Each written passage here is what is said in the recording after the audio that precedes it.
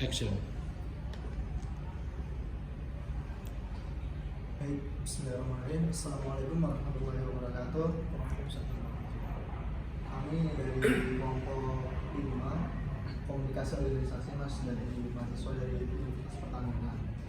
Ini kami ingin bertanya-tanya, ngobrol terkait organisasi Ikatan Pelajar Nahdlatul Ulama, utamanya di pusat. Mungkin kami ingin jauh lebih untuk bahan penelitian kami. Jadi mungkin tujuan kami ini dengan kami lebih mungkin dari output yang kita rekam nantinya bisa jadi bahan ajar buat teman-teman di pengelola organisasi di mana pun Mas. Oke Mas, sebenarnya perkenalkan saya Novel Nurprawira, mahasiswa ilmu komunikasi semester 4 di Universitas Pertamina Jakarta Selatan. Enggak itu ya, enggak Universitas Pertamina enggak fokus ke mining ya, pertambangan enggak? Enggak. Jadi emang sesuai dengan apa yang dibutuhkan Pertamina. Jadi sosialnya cuma 2 Mas, komunikasi sama HI. Oh HI, manajemen ekonomi enggak ada? Ada. Ada juga. Ada. Manajemen ekonomi aja. Mining ada juga. Tambang, perminyakan. Oh ya, itu yang memang core-nya itu. Iya, yang paling bagusnya Mas. Oke. Perminyakan. Yuk lanjut, mulai dari mana kita? Perkenalan diri Mas, Oke. Mas, biar teman-teman ini tahu ini siapa sosok hebat di depan saya kali ini. Ya ini audiensnya siapa ini? Mahasiswa itu ya? Mahasiswa, bapak-bapak, Oke. ibu, Semuanya Mas. rekan dan juga bapak ibu dosen. Perkenalkan, nama saya Akil Nurzaman. Saat ini saya sebagai Ketua Umum Ikatan Pelajar Nahdlatul Ulama. Pasti bertanya-tanya, Ikatan Pelajar ini kok udah umum gitu. Ya, pada dasarnya memang pelajar dalam hal ini ya satu santri, yang kedua siswa yang ada di sekolah SMP, SMA, dan juga mahasiswa yang ada di S1, S2. Kalau pengurus kader kami yang ada di ranting PAC cabang itu kebanyakan SMA, SMP, atau maba S1, yang di PW sampai di pusat ini kebanyakan S1 atau mahasiswa S2. Jadi diksi pelajar di sini termasuk santri, pelajar dan mahasiswa seperti itu. Jadi biar nggak salah paham lagi nanti. Nah, untuk saat ini nih Mas, yang kita ketahui kan itu di bawah organisasi besar Islam Nahdlatul Ulama, itu ada berapa anggota Mas? Ya, memang untuk pencatatan yang rigid memang kita belum ada, tapi anggota kami tercatat per tahun 2023 ada 5,6 juta, tersebar di 30 PW di tingkat provinsi dan juga di 365 cabang di tingkat kabupaten kota, dan rata-rata membasis di tingkat ranting di desa dan juga di komisariat di sekolah formal SMP, SMA, bahkan sekolah non formal pondok pesantren ada anggota kami. Jadi satuan pimpinan kita di tingkat pusat ya di Jakarta ya, yang menaungi seluruh Indonesia. Terus yang di tingkat provinsi ada pimpinan wilayah, di tingkat kabupaten ada pimpinan cabang, terus di tingkat kecamatan ada PAC, pimpinan anak cabang. Di bawah pimpinan anak cabang ada pimpinan komisariat sama pimpinan ranting. Kalau komisariat itu di sekolah atau lembaga pendidikan baik formal maupun informal. Pondok pesantren juga ada pimpinan komisariat, termasuk di desa itu juga. Kalau pondok pesantren atau sekolah sendiri itu ikutnya PAC atau dia langsung ke ranting? Secara hierarkis dia menginduk ke PAC. Jadi di bawah pimpinan anak cabang, di situ dia pimpinan anak cabang mengkoordinir yang namanya pimpinan komisariat dan pimpinan ranting. Itu cuma sebutan saja. Kalau struktur di pondok pesantren di sekolah itu namanya pimpinan komisariat, kalau struktur di itu desa namanya pimpinan ranting. Seperti itu. Untuk tadi udah dijelasin Mas, dari angkutan pusat hingga ranting.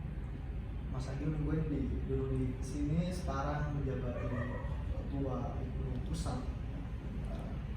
Kita pengen tahu nih Mas, maksudnya dari pimpinan wilayah, pimpinan anak cabang, pimpinan cabang itu ada tupoksi sendiri atau tugas-tugas tertentu? Iya, ini berkaitan dengan pola komunikasi dan koordinasi ya. tentunya struktur hierarkis yang dari atas di tingkat pimpinan pusat sampai ke desa tidak mungkin.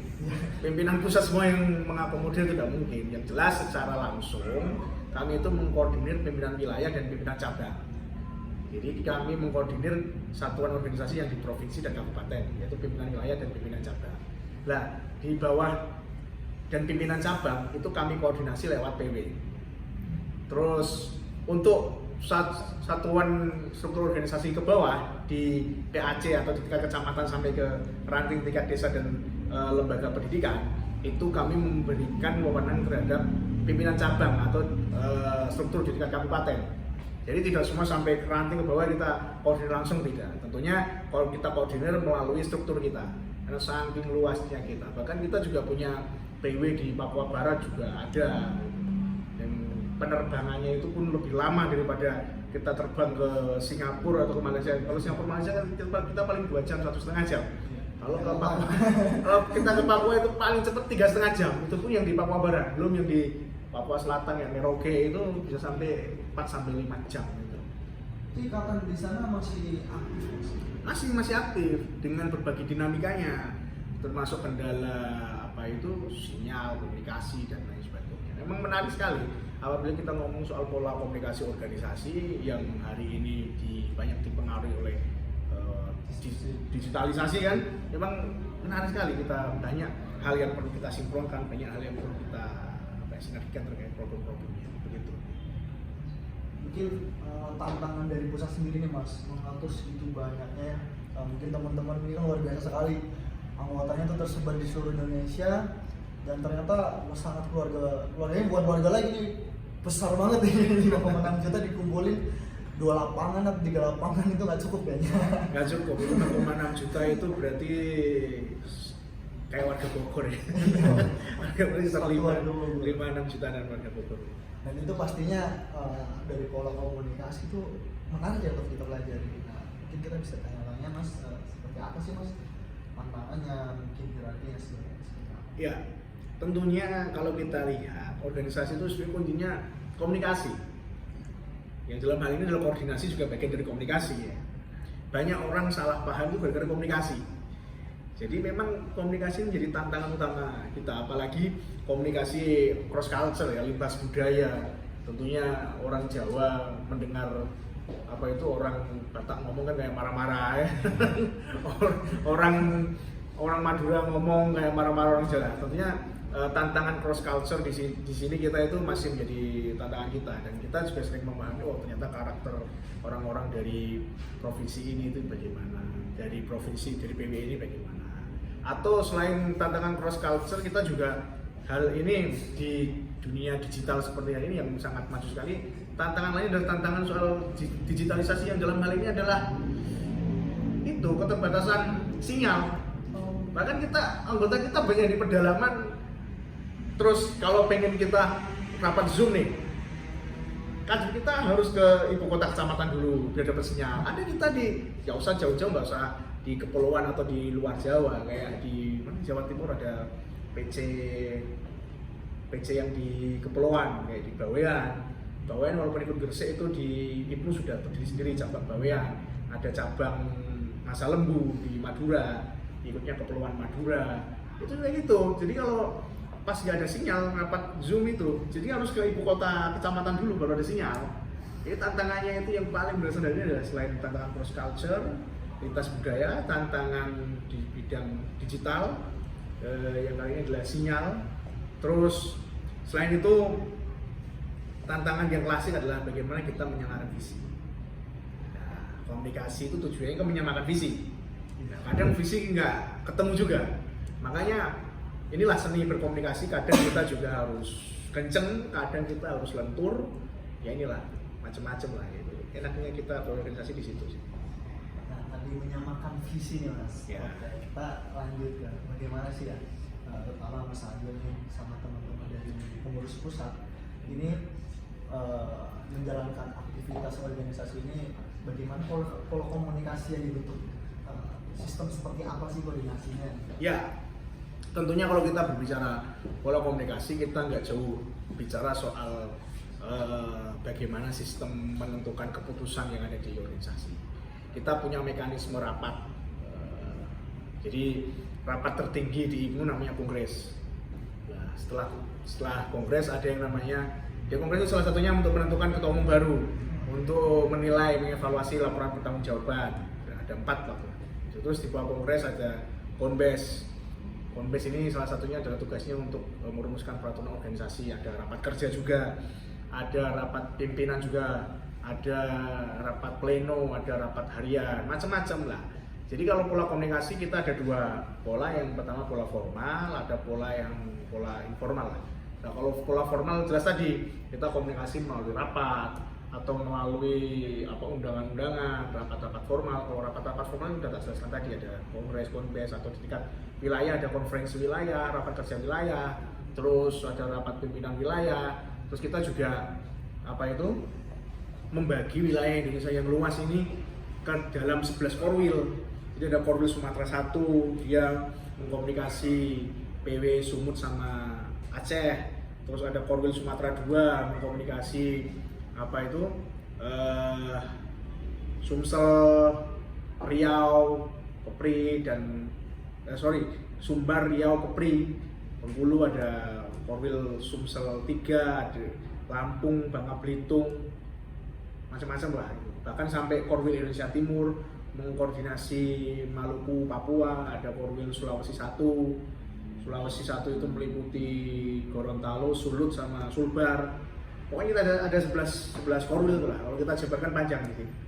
Mungkin dari sedikit ingin tahu nih Mas, mungkin di pusat sendiri itu dalam pengaderisasiannya sampai ke pusat, kayak tadi dibagi per korwil ya Mas. Itu memang per korwilnya itu memang putra dari asli sana yang megangnya, atau bisa lintas Mas? Ya tergantung. Kalau memang stok kader mencukupi ya memang contoh korwil yang mengkoordinir PW Sulawesi, di Sulawesi 1 ada Sulut, Gorontalo, Sulbar, itu ada nggak kader yang bisa? Kalau nggak bisa ya kita utus dari pengurus pimpinan pusat. Ya fleksibel saja lah. Iya. Yang penting tujuannya itu tercapai. Dalam pandangan Mas Anggi sendiri nih, bagaimana penerapan alur komunikasinya nih Mas? Donor atau donor misalnya dari atas ke bawah, atau mungkin bahasanya itu harus dalam hierarki birokrasi yang pasti atau lebih bebas aja Mas? Ya tentunya kan hari ini kita nggak bisa menebak secara pasti dinamika yang terjadi di organisasi. Tentunya kalau by design tetap kita komunikasi sesuai dengan pola, sesuai dengan rencana. Tapi kadang kalau kita butuh hal-hal yang mendesak, kita juga bisa saja kita undang pengurus PW secara mendadak karena kebutuhan untuk klarifikasi atau komunikasi yang intens gitu. Terus komunikasi dari atas ke bawah atau dari bawah ke atas tuh hari ini itu yang gerakan yang menarik itu gerakan dari bawah ya. Susah ini menemukan gerakan-gerakan yang dari bawah tuh sampai ke atas itu susah. Jarang ya. Kita seringnya itu jadi dari atas ke bawah kita instruksi gitu. Tapi banyak juga gerakan-gerakan dari bawah, dari rekan-rekan IPNU sendiri, khususnya ketika momen-momen ya seperti momen hari santri, momen harlah IPNU atau momen-momen lain seperti ketika kita ada event-event yang menarik. Misal kemarin kita event kaderisasi, latihan kepemimpinan nasional, itu cabang-cabang pada bikin ucapan selamat, ucapan itu kan salah satu bagian komunikasi. Ternyata apa yang ikhtiar kita ternyata itu disambut dengan baik oleh pimpinan cabang. Ya, tinggal kolaborasi. Momen dan situasi seperti apa? Mau kita pakai bottom up atau top down. Nah itu udah sekalian menjawab 2 pertanyaan ya teman-teman. Jadi di HIPNU ini kita harus dari downward maupun upwardnya sendiri, bisa dari anggota langsung ke atasan, itu ternyata tidak begitu sulit walaupun memang ada jenjang yang luar biasa. Iya. Jadi kalau kita kongres itu kan kita kumpul cabang sama PW se-Indonesia kumpul jadi satu forum, itu rata-rata kita mendengar itu isu-isu dari bawah. Mereka ada yang mengangkat isu soal pelajar inklusif, ada yang mengangkat soal isu-isu di daerahnya dia yang termasuk seksi bebas di kongres. Mereka komunikasi itu kan komunikasi dari bawah ke atas, kita wadai dari forum kongres atau mungkin di forum-forum rapimnas, rapat pimpinan nasional itu kita banyak mendengar apa ya, keluhan-keluhan atau harapan-harapan dari pimpinan wilayah. Apa sih harusnya ini dilaksanakan? Nah, itu kan dari bawah ke atas. Kalau dari atas ke bawah ya instruktif, misal kita punya gerakan-gerakan atau program-program, misalkan kita punya itu menjadi bagian dari gerakan keluarga maslahat PBNU, ya kita pakainya instruktif dari atas. Terus apakah organisasi itu sendiri mas, kita bahas apa manual itu menerapkan horizontal juga nggak mas? Maksudnya dari mas Adil komunikasinya bebas nih sama anggota siapapun. Oh itu ya komunikasi, ya silaturahim lah. Jadi ada kekuatan ini ya, ada membahas silaturahim komunikasi formal, non formal. Kita itu ada namanya komunikasi berdasarkan culture, budaya. Jadi itu yang kita namakan dengan silaturahim. Orang NU itu kan senangnya silaturahim. Ke senior kita silaturahim, ke kiai kita silaturahim, minta arahan, minta petunjuk seperti itu. Termasuk ke teman-teman juga, ya kita kadang sering momen-momen telepon, free nggak? Oke, ayo kita ngopi bareng-bareng. Senggang nggak? Ayo kita ngobrol. Kadang di momen-momen yang tidak direncanakan seperti itu, justru isu yang kita bahas malah banyak dan menarik sekali. Itu makanya kadang kalau kita terlalu rencanakan, itu malah fokusnya nggak kemana-mana. Terlalu fokus malah kita juga susah untuk mengembangkan tema juga. Mungkin tadi ada seorang aku yang tahu mengenai di sini ada komunikasi diagonal juga mas, maksudnya lintas jabatan atau lintas divisi kayak tiba-tiba misalnya mas divisi kaderisasi tiba-tiba menghubungi bagian apa gitu mas, bagian misal Korwil tiba-tiba ada itu kan apa ya, layaknya struktur kita. Jadi ini kita ngomong pimpinan pusat ya biar lebih enak aja, nggak usah ngomong pimpinan wilayah. Jadi ketua umum itu yang namanya ketua umum ya ketua umum ya kan, secara umum mengurusi semua hal. Nah, di bawah ketua umum itu ada wakil ketua umum. Wakil ketua umum itu ada 3. Terus di bawah wakil ketua umum ada jajaran ketua bidang. Ya ketua, kita sebutnya ketua PPIPNU. Jadi ketum IPNU, waketum IPNU, ketua IPNU, ketua PPIPNU. Nah, waketum ini yang 3 itu dia mengkoordinir bidang-bidang yang di bawah koordinasinya dia. Contoh, waketum bidang organisasi, dia ada membidangi ketua bidang organisasi, ya selayaknya Menko lah, ya. Menko gitu. Terus menteri-menterinya. Ya, jadi ketua bidang itu menteri, waketum itu Menko. Lah, ada rapat Menko juga, ada rapat waketum ya bidangnya. Contoh ada bidang yang waketum yang pertama itu membidangi soal tadi organisasi. Jadi di bawahnya ada ketua bidang organisasi, bidang jaringan komisariat, terus ada lagi bidang hubungan antar lembaga, hubungan antar organisasi itu banyak. Saya agak detailnya agak lupa. Lah, itu mereka saling berkoordinasi antar lintas itu, atau tidak menutup kemungkinan ketua yang di bawah koordinasi waketum 1 itu berkoordinasi dengan ketua bidang yang di bawah koordinasi waketum 2 yang bidang kaderisasi. Ya, sebenarnya sinkron. Contoh ketika hari ini kita ada proses yang namanya klasterisasi. Jadi kita mengklaster struktur organisasi kita ke dalam 3, klaster 1, 2, 3. Nanti bebannya masing-masing sendiri. Kalau klaster 1 itu harus kaderisasinya sekian, jumlah anggotanya sekian. Klaster 2 itu harus melaksanakan kaderisasi apa saja, terus harus punya jumlah anggota berapa, itu ada nanti lah. Klasterisasi ini itu di bawah koordinasi, leadingnya adalah wakil ketua bidang organisasi, ketua bidang organisasi.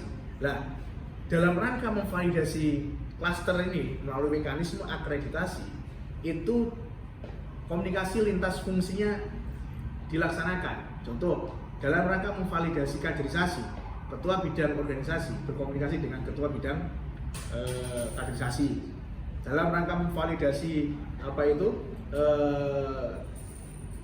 media, keaktifan PW di media, ketua bidang organisasi berkoordinasi dengan ketua bidang Infocom, gitu.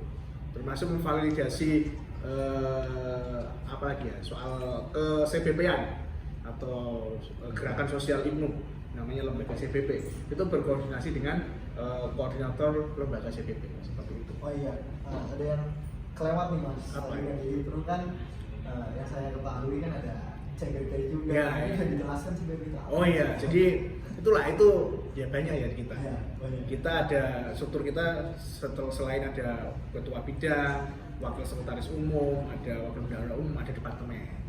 Nah, selain departemen ada lembaga. Kalau lembaga kita ada lembaga CBP. Lembaga CBP itu IPNU yang berfungsi di bidang sosial. Kalau kebencanaan CBP yang turun, terus sosial masyarakat, misal isu-isu lingkungan, menanam pohon, bersih pantai, itu rekan-rekan CBP yang turun. Terus ada lembaga anti narkoba,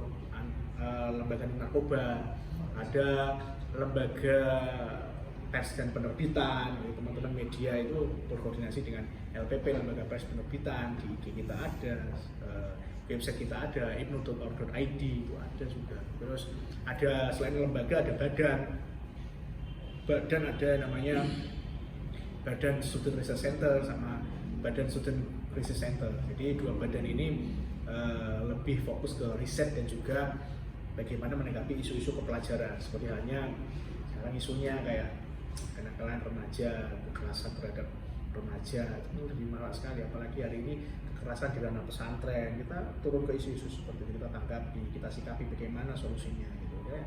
Tadi kita baru FGD dengan LKK, Lembaga Kemaslahatan Keluarga itu, bagaimana sih kita menyikapi kekerasan yang ada di ranah pelajar, khususnya di di satuan pendidikan, baik formal pesantren, formalnya di MTS MA maupun non formal yang pesantren juga.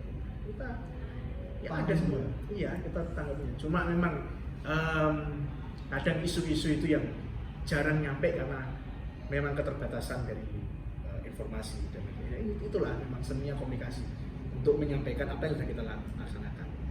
Nah, kalau untuk kayak tadi mas, itu biasanya LKKN segala macam itu berarti di bawah tetap PBNU ya? Iya, di bawah PBNU. Jadi di PBNU itu selain ada badan otonom, ada yang namanya lembaga. Jadi lembaga ini banyak, ada yang di bidang pendidikan, lembaga pendidikan Ma'arif, ada yang di bidang perekonomian, ada lembaga perekonomian NU, ada tentang masjid, ada lembaga takmir masjid NU, banyak. Lah, selain lembaga itu ada Banom, badan otonom ya ada IPNU, ada Ansor, itu Banom, ada ISNU, Ikatan Sarjana NU, Muslimat, Fatayat, lah itu Banom. Nah, bedanya kalau lembaga yang seperti yang tak jelaskan tadi, lembaga di bawah NU itu bertanggung jawab langsung kepada Ketua Umum PBNU. Jadi laporannya langsung ke Ketua Umum PBNU. Nah, kalau Banom, masih ke lembaga tadi. Kalau lembaga tadi dipilih dan ditunjuk oleh Ketua Umum PBNU. Oh, langsung dari atas. Kalau Banom itu diberi wewenang untuk secara otonom mengelola lembaganya sendiri. Jadi kita memilih ketua umum, kita milih sendiri, dari cabang PB milih sendiri. Melalui pemilihan. Ya, melalui mekanisme kongres. Nah, kami bertanggung jawab terhadap kongres. Walaupun kami juga bertanggung jawab dan juga berkewajiban untuk memberikan laporan berkala kepada Ketua Umum PBNU. Oke, mas. Baik itu tadi di bagian horizontal ya, mas. Ya. Yang dijelaskan tadi. Biasanya Mas Agil sendiri sebagai ketua umum di pusat itu apakah tetap mengikuti rapat di setiap bidang atau menunggu nanti hasil laporan aja Mas? Ya, itu tergantung sih ya. Sejauh mana urgensinya itu. Sejauh mana itu urgent apa tidak itu kita. Terus juga terkait dengan waktu juga. Tidak semua rapat harus kita ikuti. Dan tidak semua rapat harus kita ikuti, tapi semuanya harus kita kontrol. Jadi pasca rapat harus kita panggil hasilnya seperti apa, atau sebelum rapat kita setting nanti rapatnya seperti ini, pembahasannya seperti ini, jangan sampai keluar dari pembahasan kita. Ya kalau ya ini yang menarik, kadang kalau rapat itu ada ketua umum malah Itu ya. Canggung ya. Canggung ya, canggung. Jadi yang penting intinya kalau anggota atau dari ketua bidang, ketua divisi itu sendiri bisa menangani, Iya. stop di sana. Iya, malah betul. selesai, Betul. gitu. Iya. Jadi ada yang perlu kita turun tangan langsung, ada yang ya cukup ya ketua bidang yang menghadiri. Terus apa lagi? Ya itu sih, nggak harus semuanya kita datang, tapi yang jelas kontrol harus ada. Kontrol itu baik melalui ketua bidang atau waktu seperti itu. Ini menarik sekali ya teman-teman. Kita bakal lanjut ke sesi yang lebih dalam lagi, mungkin dari keefektivitasan dan tantangan komunikasi. Menurut Mas Agil itu sendiri nih, jenis komunikasi apa sih yang paling sering digunakan dalam pimpinan pusat ini? Mungkin kayak tadi yang dijelaskan Zoom atau baik grup WA atau apa, misalnya ini apa yang Jadi kita campuran ya, jadi semuanya kita gunakan, yang penting efektif untuk organisasi. Misalkan kita koordinasi dengan ketua PW langsung ya, kita gunakan Zoom. Kayak malam hari ini kita koordinasi dengan PW Nusa Tenggara Barat malam ini, setelah Isya jam 8 kan. Itu. Jadi kalau pakai Zoom, kita memungkinkan pakai Zoom, kita pakai Zoom. Atau kalau kita cukup pakai komunikasi by WA, kita komunikasi by WA. Yang jelas semuanya itu kita lakukan, kita tempuh. Yang penting efektif untuk keberlangsungan organisasi itu saja. tantangan sendiri Mas untuk tadi ya WA, Zoom dan segala macam tantangan komunikasi seperti apa sih Mas yang biasanya sering dihadapi? Ya tadi, jadi lintas budaya cross culture itu jelas. Terus selain itu digital juga termasuk ketersediaan sinyal juga. Kadang kita Zoom juga nggak bisa lihat wajahnya karena keterbatasan sinyal juga. Dua itu sebenarnya yang mendasari apa itu komunikasi. Dan ada yang cerita menarik, ini di luar pertanyaan, ada cerita menarik. Saya itu aktif di IPNO sejak tahun 2010. Dari aktif di IPNO tahun 2010. Saya masih TK kayaknya Mas. Saya sekarang berapa ya? Jadi 21 saya. Jadi kurang lebih 15 tahun sejak saya masih SMP, sekarang sudah mau lulus S2. Ada hal yang menarik terkait komunikasi. Waktu pertama kali saya aktif di tahun 2010-an itu, rata-rata pengurus IPNO di tingkat PAC atau di tingkat cabang itu jarang yang punya handphone. Handphone tuh lahir yang waktu itu harganya 400 ribuan kalau nggak salah. Itu jarang yang punya handphone. Rata-rata yang punya handphone itu ketuanya. Ketuanya, karena kebutuhan untuk komunikasi makanya ketua punya. Nah itu waktu tahun 2010 atau sebelum 2010 itu kita komunikasi di PAC itu via surat. Jadi kita kalau mau rapat kita 2 hari sebelum, ya paling telat 2 hari lah. Kita harus datang ke rumahnya satu persatu, kirim surat. Kalau boleh tahu nih Mas, ada pertanyaan juga ya. Mas Agil ini berangkat dari ranting kah atau tiba-tiba udah langsung nggak lama langsung udah masuk PAC di? Saya dari ranting, saya ketua ranting. 2011 saya ketua ranting, 2010 gabung IPNO. Ya sebenarnya prosesnya lama sebelum 2010. Waktu di ranting kan ikut Jam'iyah IPNO sekitar tahun 2009, lulus SD saya 2008 kan. Dimulai ikut IPNO di ranting-ranting itu Jam'iyah Yasinan. Itu kan sudah ikut, tapi formalnya ketika Makesta itu tahun 2011. 2011 ya saya 2011 itu lah. Setelah itu saya jadi ketua ranting. Sebenarnya resmi mendeklar bahwa ikut itu tahun 2010. Formalnya setelah ikut Makesta 2011. Nah itu lanjut cerita saya tadi. Surat-surat itu. Dan setelah nggak lama surat-surat itu ada pada punya HP itu SMS. Kalau SMS paling telat 2 hari sebelum acara. Kadang sebagian teks hilang. Saya menangin itu, serius menangin itu. Kalau sekarang enak kan ada WhatsApp kan? Ada WhatsApp. Iya, ada grupnya anggotanya sampai sekarang berapa? Maksimal anggota grup WhatsApp? 400-an ya? 400-an. Kalau lah sebelum grup WhatsApp sekitar tahun 2011-an kalau nggak salah. Itu ada grup Facebook. Ya saya tuh koordinasi grup Facebook. Kalau dulu kan punya HP pertama kali tahun berapa? Smartphone. Smartphone itu 2015. Lah itu 1 bulan tuh habis berapa giga? Lupa saya Mas. 1 giga kan? Iya masih. Lah dulu itu mending kalau Facebook yang bisa lihat wajahnya. Kita pakai no Facebook, tahu no Facebook kan? Yang nggak ada gambar. Yang nggak ada gambarnya, ada grupnya. Itu. Jadi kita koordinasi itu lewat di situ. Terus setelah tahun 2016 kayaknya ada WhatsApp trennya setelah 2016 ya. Ya, itu udah mulai Android tuh mas. Ya, terus sudah ada WA, terus sekarang WA selalu memperbaiki fitur. Sampai saat itu WA itu belum tergantikan, bahkan ada Telegram atau apa belum tergantikan. Cuma kita ada satu tambahan, ada Zoom sekarang bahasa COVID, itu enak kita koordinasi. Jadi saya menangi pola koordinasi di IPNUS dari SMS, grup Facebook, bahkan dulu yang gokil lagi itu kalau acara nih misalnya, acara kalau Jakarta kan enak ya. Kadang kita acara di pelosok desa itu kan nggak ada Sherlock, nggak ada orang nggak ada. Jadi mending kalau nanya, jadi panitia harus nyediain rute. Jadi misalnya acaranya di Salatiga, yang dari Demak nanti turun ke terminal ini naik angkot ini, gitu. Yang dari Semarang yang naik angkot ini turun ini, gitu.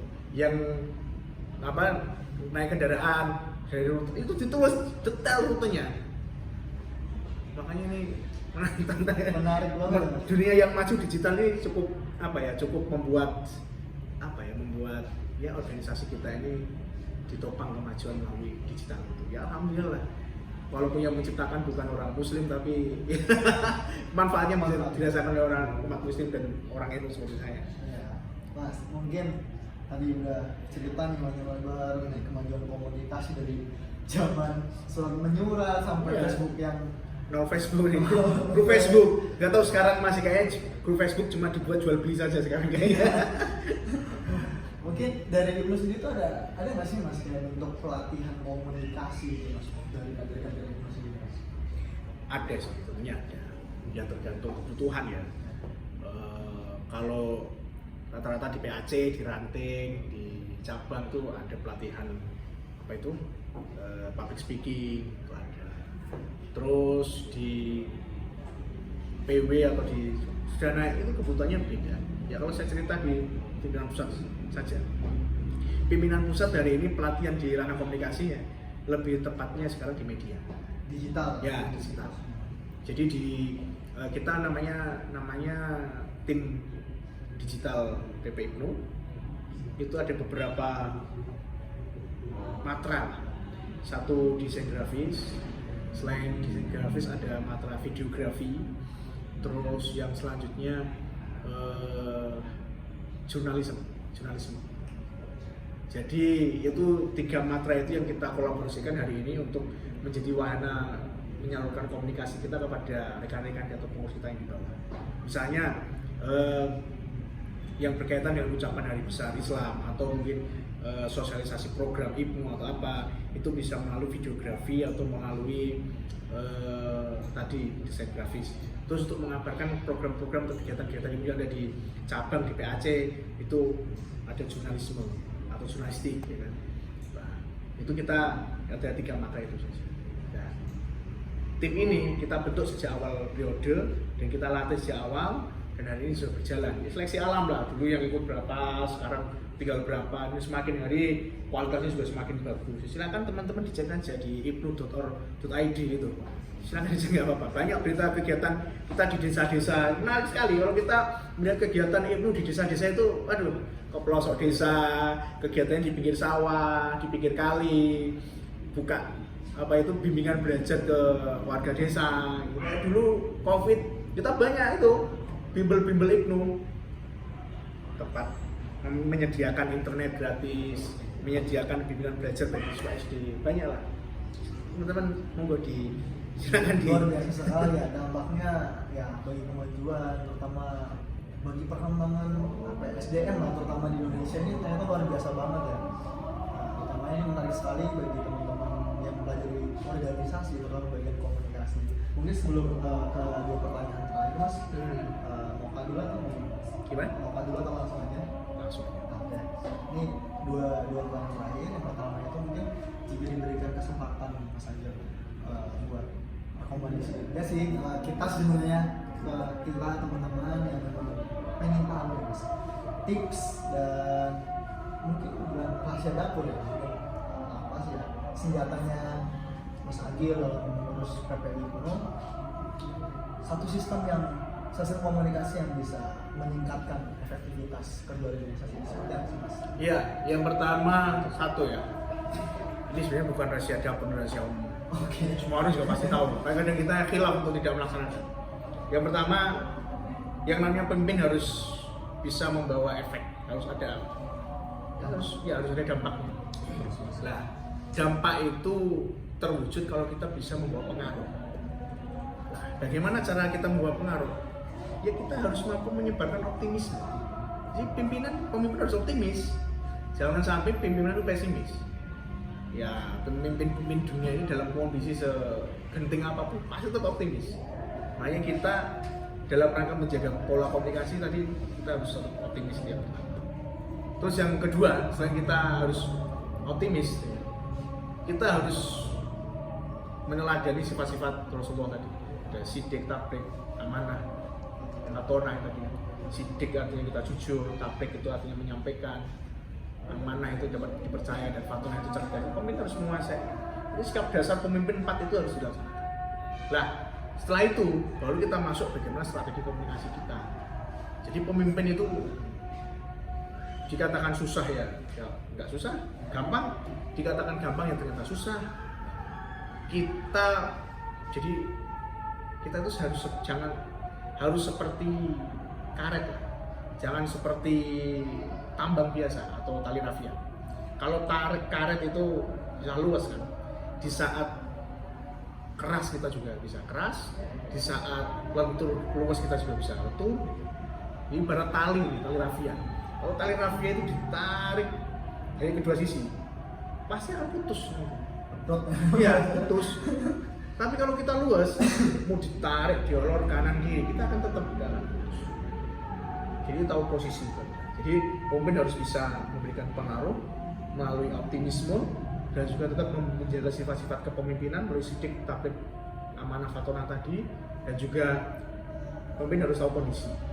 Tidak harus ngotot, itu ya. Harus juga ibarat manusia ini kan kayak kita komputer ya, ada input, ada proses, mata, telinga, input kita, input informasi, kita melihat informasi, kita mendengarkan informasi, ada proses, ini otak kita memproses, kan? Bagaimana setelah kita mendapatkan informasi itu, langkah kita bagaimana, itu diproses. Output itu lewat apa? Lewat tindakan kita, lewat kaki kita, lewat tangan kita, lewat gerakan kita. Itu sih bagaimana kita mendengarkan informasi dan juga ya dari informasi itu kita mengambil langkah untuk organisasi.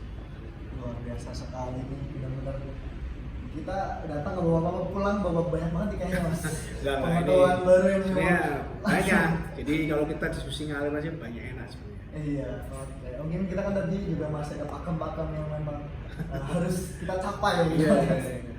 Wah, terima kasih banget, ternyata luar biasa ya. Mungkin kita lanjut ke pertanyaan terakhir nih Mas. Apa harapan Mas Agil sebagai ketua IPNU untuk sistem komunikasi di organisasi ini agar lebih berkembang dan mendukung keberlanjutan untuk IPNU sendiri Mas ke depannya biar lebih luar biasa? Ya, sebenarnya kita itu jangan terlalu kaku. Luas boleh, tapi jangan terlalu lentur juga. Artinya harus ada barrier atau ada batasan di mana kita harus mengambil sikap strategis organisasi, masuk di bidang komunikasi. Di organisasi hari ini, kalau pengen mau bertahan sustain jangka panjang, harus paham soal keadaan hari ini. Hari ini sedang eranya era digital, era efisiensi. Dulu mungkin kalau IPNU mau rapat menghadirkan PW, itu harus menyiapkan hotel, menyiapkan konsumsi, bahkan mungkin menyiapkan tiketing untuk pengurus PW dari daerah-daerah. Sekarang malam ini kita instruksikan, besok pagi rapat bisa, ada Zoom, ada macam-macam, Google Meet juga ada, atau menurut 5-6 orang kita rapat di video call WhatsApp juga bisa. Nah, hari ini dalam rangka menghadapi tantangan masa depan, organisasi itu harus adaptif terhadap pembaruan. Jadi kalau dalam NU itu ada konsep yang namanya al-muhafadzah al-qadimi sholih wal ahdu bil jadidil aslah. Jadi kita harus muhafadzah qadim sholih, menjaga tradisi-tradisi lama yang baik. Contohnya apa? Silaturahim itu kan tradisi lama yang baik, jangan sampai hilang. Terus sekedar say hello terhadap teman kita yang di lintas daerah, lintas suku, lintas budaya, lintas agama, say hello, ya kan? Itu muhafadzah qadimi sholih. Tapi jangan lupa kita harus ahdu bijadidil aslah. Kita harus menambah atau memperbarui dengan hal-hal yang baru, yang solid juga, yang baik juga. Contohnya apa? Kayak ini ngobrol ini kan silaturahim ini kan qadimi sholih. Ada yang namanya sekarang videografi, ada podcast, ada laptop, itu jadidil aslah. Lah, organisasi itu harus adaptif dengan pembaruan itu. Tidak boleh kita wah terus ini nggak bisa. Nah, terus juga adaptif itu ya ini bagian dari rekomendasi ya. Ya mungkin saja kita bisa mengembangkan sistem pelatihan berbasis online atau kita mengembangkan sistem pelatihan kaderisasi berbasis online juga. Kan hari ini kita apa ya menginfluence gerakan kan nggak harus kita bertatap muka langsung. Kita di Jakarta, kita menginfluence kader-kader kita di daerah, kita bisa lewat media. Itulah tadi, kita adaptif dengan pembaruan, kita adaptif dengan teknologi, dan kita harus menyesuaikan bagaimana kebutuhan organisasi itu bisa sinkron dengan realita dunia hari ini. Pelatihan berbasis online atau kaderisasi berbasis online itu bisa menjadi alternatif kita agar kita ini lebih cepat lagi, lebih akseleratif menghadapi dunia yang volatile ini, yang ambigu juga lah, ambigu, volatile, terus unpredictable juga, susah untuk prediksi kemajuan seperti itu. Nah, kayaknya luar biasa banget nih. Berapa menit sekarang kita ya? 41-50 menit, luar biasa ilmu yang didapat dari 41 menit ini kayaknya banyak banget ya mas. Yeah. Saya banyak yang akhirnya saya cuma mengenal IPNE itu sampai tingkat cabang paling ya. Nah, ngobrol dengan teman-teman, sekarang saya pusat itu sangat luar biasa. Dengan rasa hormat dan terima kasih Jazakumullah khairan katsiran sudah memberikan waktu untuk kami teman-teman dari ilmu komunikasi Universitas Aminah. Dan mungkin ini saya bakal share juga buat teman-teman IPNU di daerah bisa untuk jadi bahan pembelajaran mereka. Ya salam juga untuk teman-teman mahasiswa semuanya. Pokoknya ini ya mungkin bagian dari sharing pengalaman juga. Mahasiswa itu jangan takut salah lah. Kalau soal disalahin itu biasa. Ada fasenya nanti kita akan nyalain orang. Seperti itu ya. Ada fasenya kita akan nyalain orang kayak kalian dulu teman-teman waktu masih masuk itu kan menghadapi senior kan, wah kayak kita disalah-salahin sama senior kan. Senior juga sama, itu disalah-salahin dosen juga. Disalah-salahin sampai senior. Iya. Jadi setelah kita senior kita nyalain junior ya. Pokoknya jangan takut untuk berbuat, jangan takut untuk salah. Kalau kita takut untuk salah, kita takut untuk mencoba.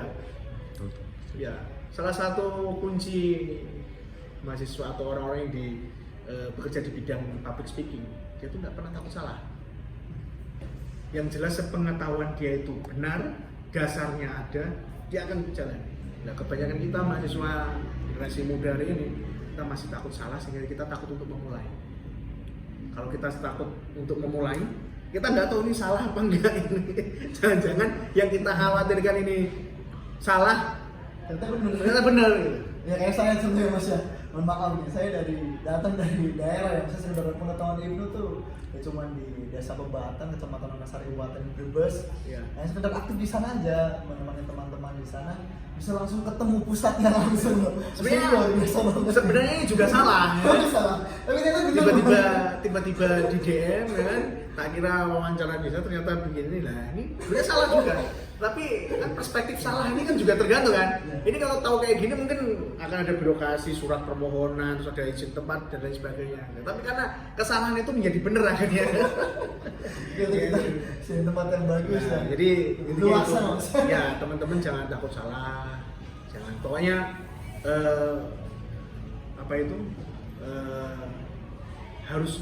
harus selalu mengaku salah.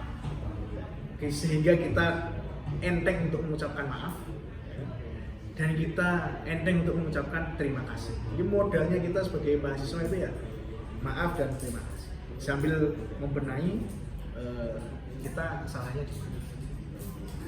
Saya ini juga banyak melakukan kesalahan sampai detik ini saya banyak melakukan kesalahan yang terus saya benahi. Orang itu selagi masih hidup pasti Ada salah. Ya pokoknya teman-teman semuanya khususnya untuk mahasiswa Universitas Pertamina ya di ilmu komunikasi, jangan takut untuk berbuat salah. Kalau kita takut untuk berbuat salah, kita akan takut untuk memulai. Kalau kita takut untuk memulai, kita akan takut untuk mencoba. Sehingga kita tidak tahu mana yang benar dan mana yang salah karena kita nggak tahu. Sangat luar biasa sekali ya teman-teman, mungkin bisa sedikit banyak diambil. Sebenarnya banyak sih, ini banyak banget. Mungkin teman-teman bisa nyatet juga ya apa yang sudah kita dapatkan dari obrolan biasa ini. Maksudnya narasumber yang luar biasa dengan host yang biasa-biasa aja tapi akhirnya membuahkan sesuatu ilmu yang insya Allah bermanfaat bagi teman-teman, teman-teman komunikasi maupun teman-teman dari organisasi manapun, baik itu dari lingkup keagamaan, maupun ya kemahasiswaan. Mungkin cukup sekian podcast kita kali ini. Wallahul muwaffiq ila aqwamit thoriq. Assalamualaikum warahmatullahi wabarakatuh. Waalaikumsalam. Sama-sama. Oke. Sudah cukup.